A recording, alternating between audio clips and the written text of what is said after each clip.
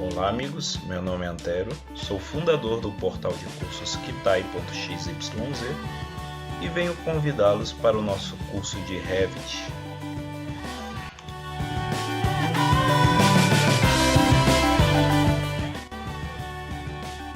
E também para o curso de Design Imobiliário.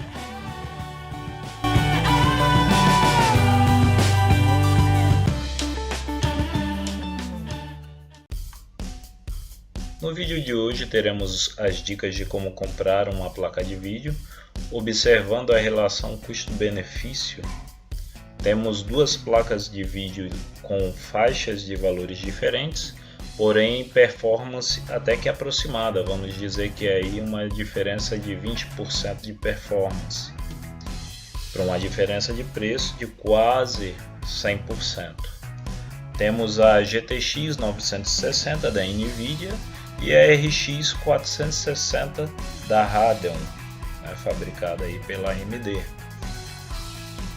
O primeiro fator a ser observado é o clock do núcleo, ou core clock, que nesse caso é de aproximadamente 1200 MHz para as duas placas.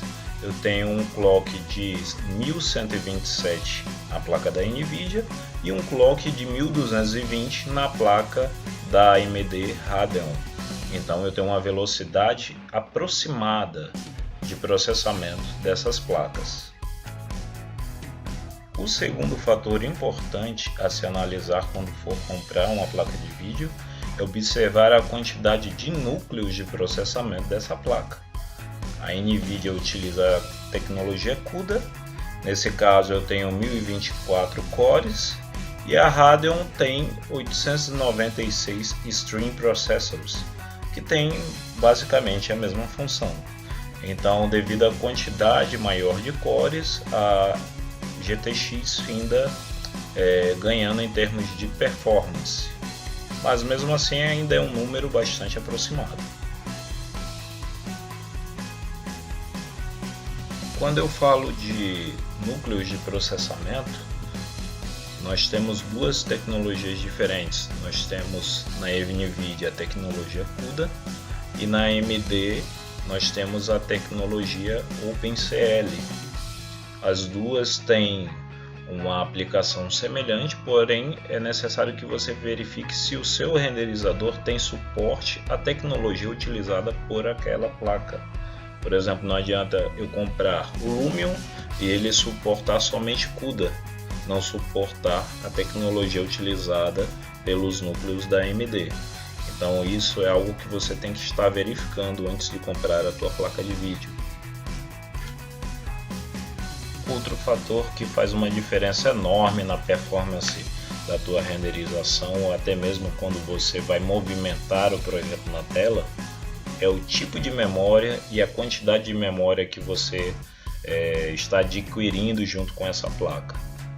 A quantidade de memória, por exemplo, aqui eu tenho duas placas com a memória de 2 GB. Então significa que você tem 2 GB disponível para guardar texturas na memória e também para guardar a geometria desses objetos na memória. Então sabe aquele momento quando você vai movimentar o teu projeto, rotacionar em 3D e fica tudo travando? Na realidade, isso é um indício de falta de memória RAM. Então você tem que ter uma quantidade de memória adequada e o processador daquela placa tem que ser potente o suficiente para conseguir manipular aquela quantidade de memória. Mais um fator importante, na realidade essencial caso você não queira ter gargalos no sistema, né? Nós chamamos de gargalo aquele afunilamento onde dá uma diferença de velocidade e a velocidade cai. Se você compra uma placa-mãe com barramento de memória tipo DDR4 e compra uma placa com barramento de memória GDDR5, então você vai ter um gargalo de memória. A velocidade com que a tua placa consegue entregar a informação é maior do que a velocidade do barramento da placa-mãe. Então eu vou ter uma queda de velocidade na entrega da informação, então você vai ter menos processamento consequentemente. As memórias DDR e GDDR, que são memórias utilizadas em placas de vídeo, tem uma performance bem similar. Aqui no gráfico nós podemos ver que a memória DDR3 opera 1.6 MHz e a memória GDDR3 também opera a 1.6 MHz.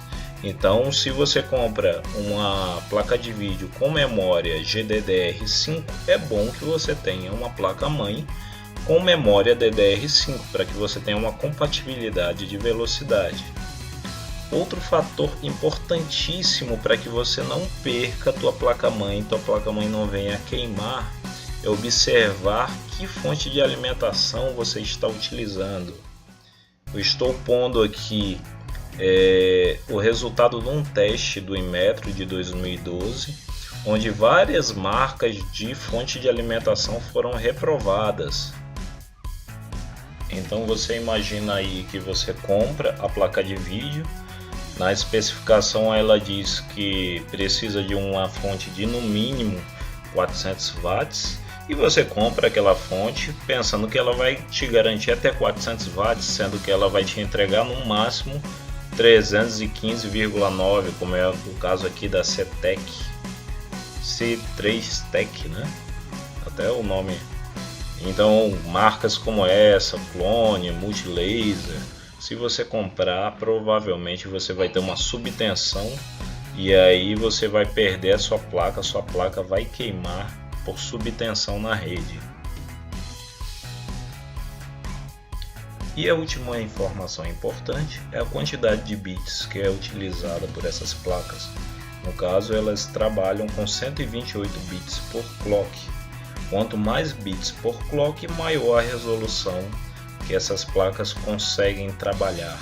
No caso, uma placa de 256 bits tem a possibilidade de trabalhar gráficos com o dobro de qualidade.